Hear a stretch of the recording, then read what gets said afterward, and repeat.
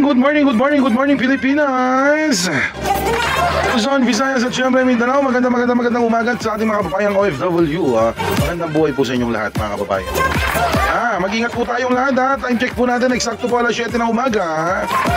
Sa ating mga kababayan na papasok po sa kanilang mga trabaho, mag-ingat po kayong lahat mga kapatid. Magdala ho kayo ng payong, kapote or whatsoever ha. Kasi nga naman mga kababayan, mukhang papasok na po itong tinatawag ho nilang tagpulan. Kaya sino po nakakaranas ngayon dyan ay inuulan ho yung kanilang lugar. Kaya hindi na utulad nung kamakailan mga kababayan na talaga naman sobrang init, di ba? Kaya mag-ingat po kayo, magdala kayo ng payong. So ito mga kababayan, meron ho tayong pag-uusapan dito. Umpisa na ho natin to. Ito mga kapatid, ayan. Sabi po dito sa Politico, politico.com.ph po, the complaint filed against Davao City Representative Paulo Duterte over a bar fight is just another political attack by Marcos administration to cover up its failures, especially the flop 20 rice rollout according to Vice President Inday Sara Duterte. Ayan na naman, sinasabi ko na, di ba? Nasabi ko na sa inyo ay na malamang sa alamang na naman yan, kasalanan na naman ni Pangulong Bongbong Marcos. Anong pakialam ni Pangulong Bongbong Marcos dyan sa kagaspangan ng pag-uugali na ipinakita ni Pulong Duterte na kapatid ni Inday Sara sa isang bar mga kababayan, di ba? Kitang-kita nyo naman, yung pangyayari, di ba? Talaga namang napaka, siga. Sara naman, busy naman. Kaya naman tayo. Tsaka bakit ba, galit na galit kayo, sakit na sakit kayo dun sa 20 pesos na kilo ng bigas ni Pangulong Bongbong Marcos na natupad na. Kaya, di ba nga dapat magpasalamat tayo mga kababayan kasi bakit lalong-lalo ka na Sara Duterte. Lalong-lalo ka na, dapat ka magpasalamat kayo. Bakit malaking tulong ho yung 20 pesos na natupad na kilo ho ng bigas.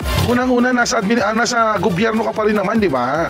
Vice President ka, dapat matuwa ka Kaya, ngayon kung kakalabanin mo yung programa na mabuti ni Pangulong Marcos, bumitaw ka na, okay? Bumaba ka bilang Vice Presidente. Saka ka mag-oppose. Saka ka banatan mo ng banatan kung gusto mo. Pero as long as na ikaw pa rin ang Vice Presidente at pinapasahod ka ng mga Pilipino, sana naman matuwa ka dito sa magandang ginagawa ng Pangulong Bongbong Marcos. Kahit na wala kang ginagawa, kahit na walang pakinabang sa iyo ang mga Pilipino, sana naman lang kahit paano doon matuwa ka man lang doon sa magandang ginagawa ng Pangulo. Ulitin ko, anong pakialam ni Pangulong Bongbong Marcos na naman dyan, Vice Presidente Sara? Every time na magkakaroon sila ng issue, malaking issue na kabalbalan na ginagawa nila, ang kanilang mga pang-cover sa mga issue na ito ay atakihin yung kalaban nila sa politika. She said in the media interview in Zamboanga on Saturday, May 3. Teka lang Aatakihin nila yung kalaban nila sa politika. Sino ulit yung nagpakulong kay Senadora Laila de Lima na gumawa ng pekeng kaso, pekeng mga ebidensya, pekeng mga intriga? Sino ulit, Sara? Di ba yung tatay mo?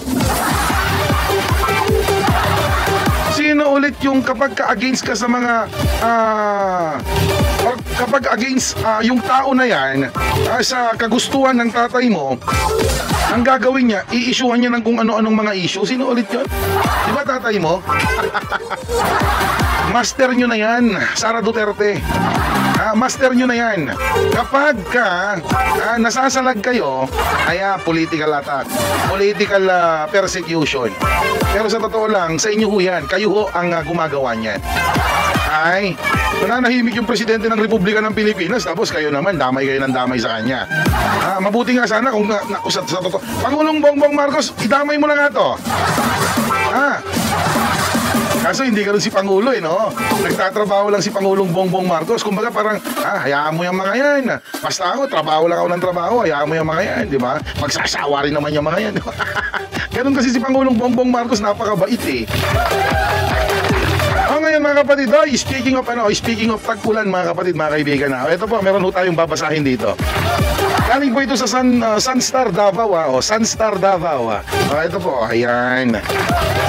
Ay sabi dito, several areas in Davao City experienced flooding due to heavy rainfall on the evening of Friday, May 2, 2025. Heavy rainfall mga kababayan.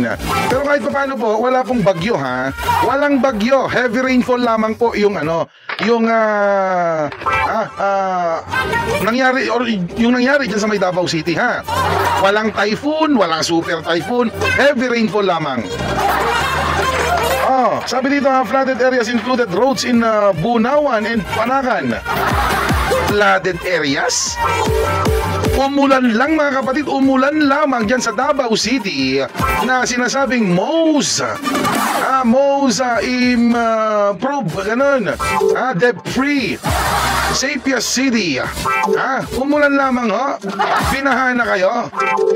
Nasaan ba kasi yung 51 billion na nasa kay Pulong Duterte na congressman nyo?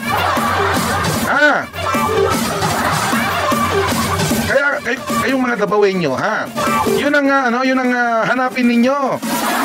Yung flood control, na proyekto ni Pulong kung meron man. Kasi bakit meron hong nakalaan dyan na budget 51 billion pesos.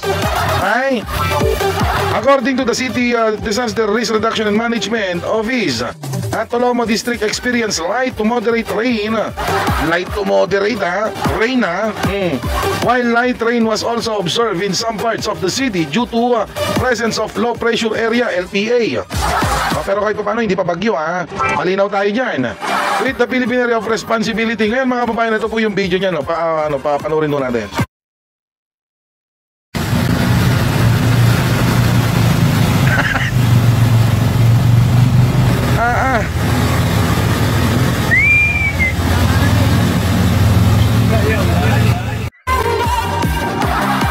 Kita nyo? Talagang legit bumabaha pala dyan sa Davao City. Alam nyo mga kababayan, kung yung 51 billion na yon na nasa kay Congressman Pulong Duterte, kung yun lamang po sana ay maayos na naisagawa or yung nagawa yung proyekto, mga kababayan, napaka-imposible hong babaha dyan sa Davao. Sa totoo lamang hindi ho ganyan kabaha ang Davao City. Pero wala yung 51 billion, wala naglaho na ata Wala magagawa dyan. So ngayon mga kapatid, mga kaibigan, ano pong masasabi ninyo? Dito na naman sa nakita na naman nating mga videos at reactionan po. Comment down below and please follow, like and share for more. Peace out.